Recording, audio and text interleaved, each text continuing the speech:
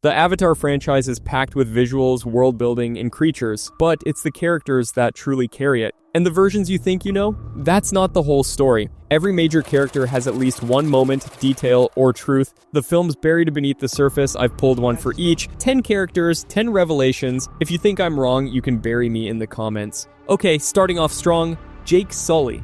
Jake's the outsider who became a Na'vi legend, a soldier turned leader, a human who made Pandora his home. But here's what most fans don't realize. Sam Worthington, the guy playing him, was literally homeless when he got the role. He was living out of his car in Australia, auditioning while sleeping on a mattress in the back of his hatchback. James Cameron saw something raw in him. Worthington's audition, especially Jake's rally speech, convinced Cameron he could carry the film.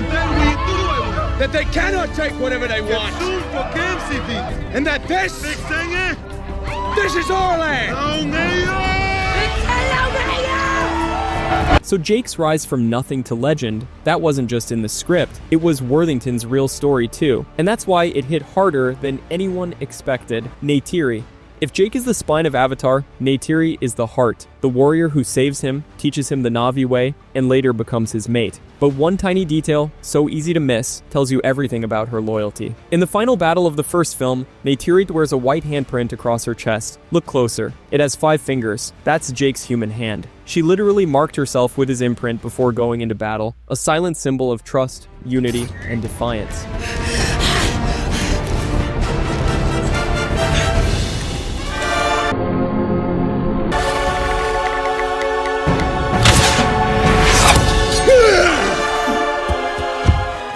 Zoe Saldana brought raw intensity to Neytiri, but it's this small visual hidden in plain sight that speaks the loudest. When Neytiri fights, she fights for her people, and for him.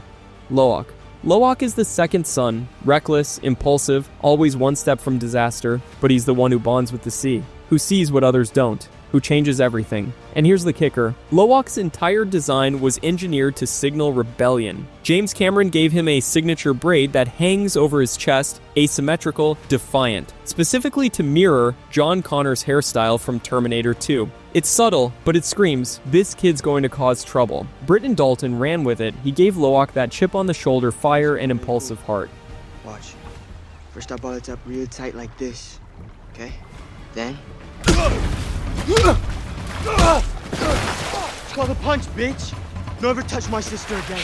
So when he bonds with Payakan, the outcast whale, it hits. Because deep down, Lo'ak's a kid who never fit anywhere until he found someone else who didn't either. Kiri's the adopted daughter of Jake and Neytiri, born from Grace's avatar despite Grace being long dead. She's spiritual, awkward, intuitive, and a total mystery. What slips past most fans, though, is this. She's played by Sigourney Weaver, who was 72 at the time. To pull off a believable 14-year-old Na'vi girl, Weaver went undercover. She sat in on real high school classes in New York studying teenage posture, speech, and confidence. No CGI voice tricks, so that scratchy, uncertain tone Kiri has. That's Sigourney's real voice built through pure acting and old-school method.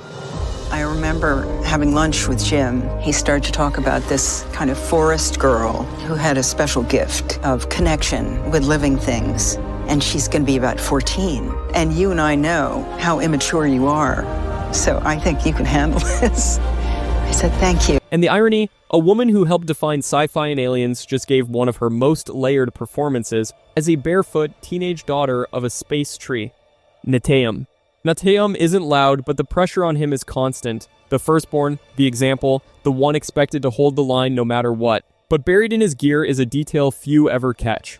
The bow Neteyam uses in battle was made from wood salvaged from Hometree, the sacred Na'vi stronghold destroyed in the first film. That means every arrow he fires is literally cut from the trauma of his people, a symbol of resilience, legacy, and pain all wrapped into one weapon. Jamie Flatters plays Neteyam with a quiet nobility, but that bow, it speaks volumes.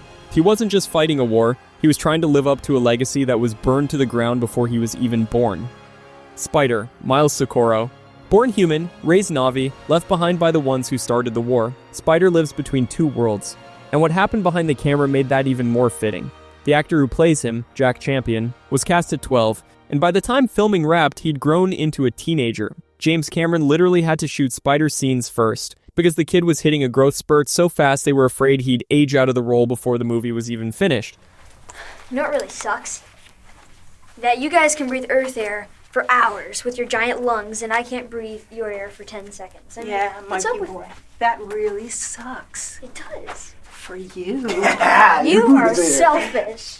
But that awkward transition, it's kind of perfect, because Spider is that uncomfortable in between. And Jack Champion growing up while filming just makes his identity crisis hit even harder. The kid's not just caught between two worlds. He was racing against time too. Colonel Miles Quaritch.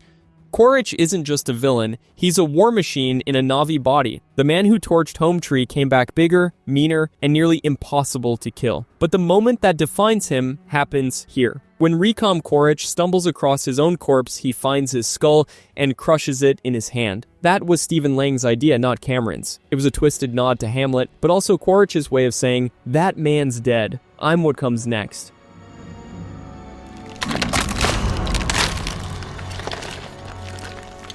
Lang delivers menace with surgical precision, and when your villain has enough self-awareness to literally break his old face, you know he's not just resurrected, he's evolved. And that makes him a far more dangerous problem for Pandora moving forward.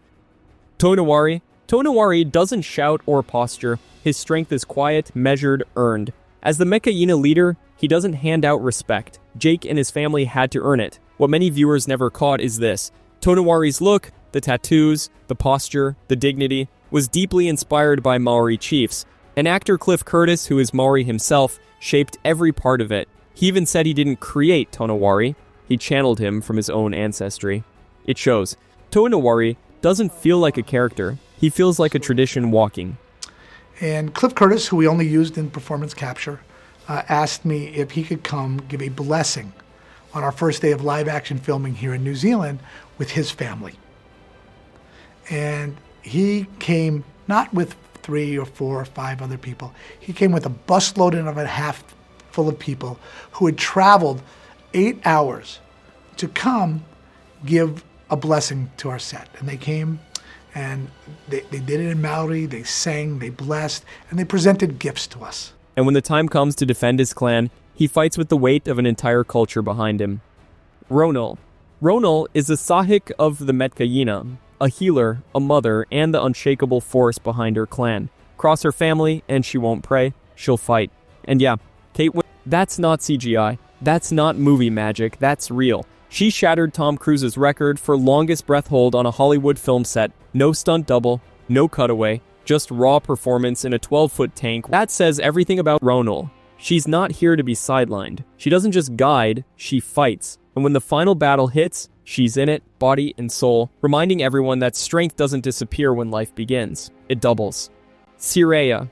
Sireya is the Reef clan's calm, graceful, confident, and the first to welcome the Sully kids without judgment. To the Metka-Yina, she's Rhea. To Lawak, something more. And tucked into her design is a detail almost no one catches, those 2 thin braids framing her forehead. They're not braids at all. They're carefully woven seagrass, confirmed in official design notes. This ocean-born touch ties her visually to the sea itself, a subtle, beautiful link to her identity. Sireya doesn't just live in the ocean, she wears it, breathes it, and reflects it. When she speaks, it's not just as a daughter, it's as a future leader already fluent in compassion. That's 10 characters, but we're just getting started. If you want more, click into the next one, where I break down one fact for every single Stranger Things episode across all 5 seasons.